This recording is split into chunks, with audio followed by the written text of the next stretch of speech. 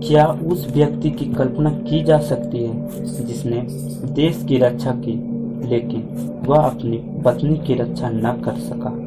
उसकी बेबसी की कल्पना कीजिए कि जब उसके घर को जलाया जा रहा था। उसकी लाचारी और दर्द की कल्पना कीजिए कि जब दरिंदों की भीड़ ने उसकी पत्नी के शरीर से कपड़ों के एक एक धागा नोच लिया, फिर भी मन नहीं भरा तो दरिंदों ने मिलकर उनका गैंग रेप किया। 4 मई को होने वाली इस घटना का वीडियो सामने आने के बाद सबकी रूह कांप गई। पीड़ित महिला के पति ने जब घटना की पूरी सच्चाई बताई तो लोगों का दिल दहल गया कि कोई आदमी इतना हैवान कैसे हो सकता है। उन्हें बताया कि ये घटना से मुझे इतना दुख हुआ है कि मैं उसे बयान नहीं कर सकता। मैंने ऐसी दरिंदगी और हैवानियत पहले कभी नहीं देखी। श्रीलंका कारगिल युद्ध में मैंने देश की रक्षा की, लेकिन अब रिटायर होने के बाद मैं अपनी पत्नी की रक्षा नहीं कर सका। मैं कांगपोकपी जिले का रहने वाला हूँ और उन 2 महिलाओं का जिनका रेप हुआ उनमें से एक मेरी पत्नी है और दूसरी मेरे भी गांव की एक लड़की है। 3 मई को चूड़ाचांदपुर में एक रैली का आयोजन किया गया था। रैली खत्म होने के बाद 3 से 4 बजे से ही ये दुष्कर्म करना शुरू हो गया था। हमारे गांव में मतई और कुकी दोनों ही समुदाय के लोग रहते हैं। रैली की रात को ही अचानक हमारे घर पर हमले शुरू होने लगे और उन लोगों ने हमारे घर जला दिए। उसके अगले ही दिन 4 मई को गांव में एक बैठक हुई और फिर से हमले शुरू होने लगे। उन्होंने चर्च को भी जला दिया और हमारे घर भी जलाने लगे।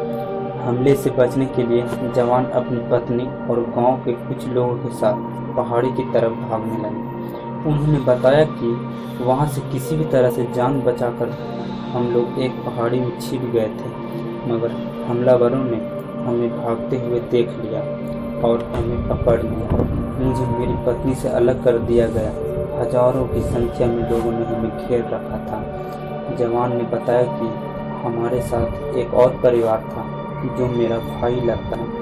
उसकी बेटी के साथ कुछ लोगों ने रेप करने की कोशिश की। लड़की का छोटा भाई अपनी बहन को बचाने के लिए उन लोगों से लड़ पड़ा, लेकिन उसके छोटे भाई को उन लोगों ने पीट कर मार डाला। रिटायर्ड जवान ने आगे बताया कि मेरी बीवी और लड़की को धमकी दी गई कि अगर अपने कपड़े नहीं उतारे तो गोली मार देंगे। उन लोगों ने मेरी बीवी और लड़की को पूरा नंगा करने के बाद उसके साथ गलत काम किया। फिर रिटायर्ड जवान ने बताया कि मैंने सपने में भी नहीं सोचा था कि मेरे साथ ऐसा होगा। मैंने 28 साल तक देश की रक्षा की, लेकिन आज मैं बहुत निराश हूँ कि रिटायर होने के बाद मैं अपनी पत्नी और गांव वालों की रक्षा न कर सका।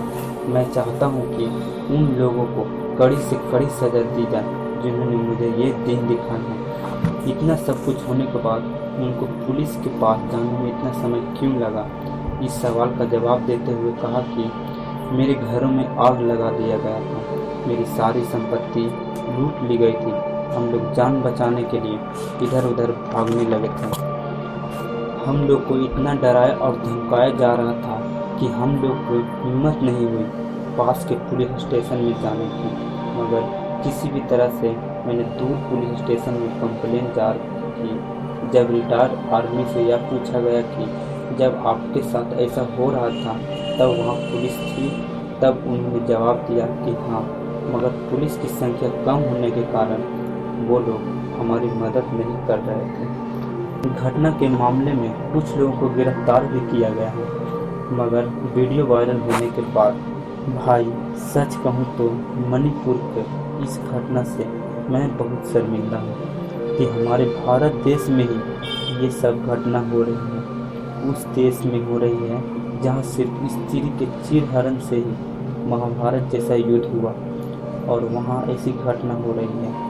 मैं माननीय प्रधानमंत्री श्री नरेंद्र मोदी से गुजारिश करता हूँ कि जिन लोगों ने भी इतना गंदा काम किया है उन लोगों को कड़ी से कड़ी सजा दी जाए कि आने वाली पीढ़ी सदा याद रखे कि किसी भी औरत के साथ जबरदस्ती करने से क्या अंजाम होता है।